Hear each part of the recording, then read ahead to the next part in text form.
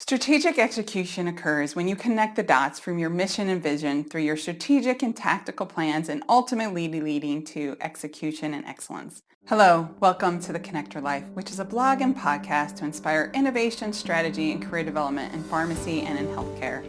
I'm your host, Kimber Booth. I'm a pharmacist, healthcare leader, and entrepreneur. I help pharmacists strategically advocate for roles and resources to advance practice and accelerate joyful, engaging careers. Connectors are those experts at connecting and uniting people, knowledge, and resources, and their success stems from bringing a level of energy and clarity for themselves and others. Let's do this. Do you know companies or people who fail to execute?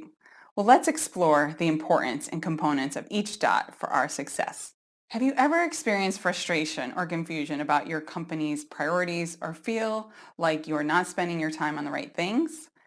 Have you ever worked for a company where there is a lack of alignment connecting the dots from mission to execution? Or have you ever gotten to the end of the year and wondered what you had accomplished? Well, I have seen how the lack of connections has prevented individuals, departments, and companies, and even community organizations from executing on their mission and achieving excellence regarding this overall mission execution. Well, I've also experienced companies and organizations that did not even share their strategic plan and strategies during onboarding, and it was impossible to find that alignment upon taking a new position. In one role, I identified that my department was working on over 300 projects, but the alignment with the company goals was not apparent, and there was honestly too many priorities, which did prevent execution. I needed to find a way to connect the dots so that I could prioritize my activities and lead my team. So there is a solution to prevent these lack of connections. Based on my research of successful companies and entrepreneurs, there are steps or dots that should be aligned or connected to ensure successful execution. And they include 1. Mission, vision, and values. 2. Strategies, goals, and objectives. 3. Recruiting and job descriptions. 4. Performance management and measures. 5. Personal development and growth plans. And 6. Execution excellence. Let's jump into the first one. The mission, vision, and values are the foundation of where you want to start.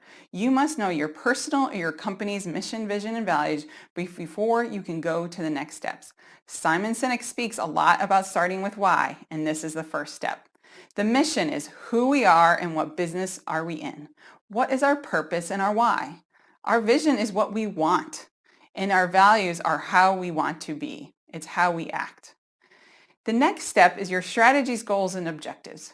When you start your strategic plan, you will begin with a situational analysis and then proceed to your strategies, goals, and objectives. Eventually, you will write your tactics. The situational analysis really is that starting point for developing strategy and understanding insight into your present situation and external forces. In next week's blog, number 13, we will dive deeper into the situational analysis, and the following week we'll look at creating tactics. Your strategies are really how we will achieve our vision, our goals are what we must achieve, and our objectives is how we will gauge our degree of success. Having concrete measurable milestones is a key way to achieve our goals. Now keep in mind as you develop your plan that strategies can be implemented in 3 ways. You can either use existing resources, reallocate existing capacity, or justify new positions, which would require a business plan. It's important to not commit to new strategies without approval of those resources.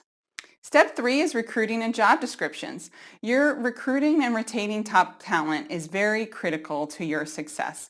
And it starts with creating that job description, which includes important components like your responsibilities, requirements from education, experience, competencies, and then behaviors. And then those competencies are really that observable and measurable knowledge, skill, and ability that are key characteristics to have successful performance. So you want to do that first. And then interviewing. This is important to use behavioral interview questions to assess whether the person is going to be able to meet that job description that you work so hard on. The next step is performance measures. At the beginning of the year, you'll want to create and communicate the details of the performance review components. The performance management review will have components that relate to your goals, which are your objectives of what you want to accomplish, as well as your behaviors or success factors of how you want to do it. Throughout the year, it's important to track and report on these goals and objectives. Presenting the data into visual dashboards is most helpful, but having individual measures is key so people understand their own performance. Step 5 is about professional development and growth plans. This is another important doc to connect. Supporting and discussing growth development plans with your team is critical.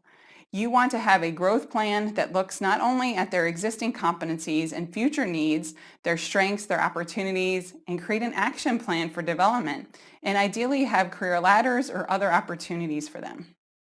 The 6th and most important step is execution. You want to ask yourself, what are you spending time on? Are you doing the right things? Am I connecting the dots and adding value? What do I prioritize, and what can I do today to better execute? There are also foundational tools that are important to use as you execute. They include having meeting and committee management, project management and performance improvement tools, knowledge management, institution templates. Now, people and companies do not usually fail at strategy. They tend to fail at execution. And there are some clear reasons why they fail to execute. Here is my top 10. First, the dots are not aligned. So failing to connect the dots or failing to communicate the dots is important. And maybe they're not even memorable.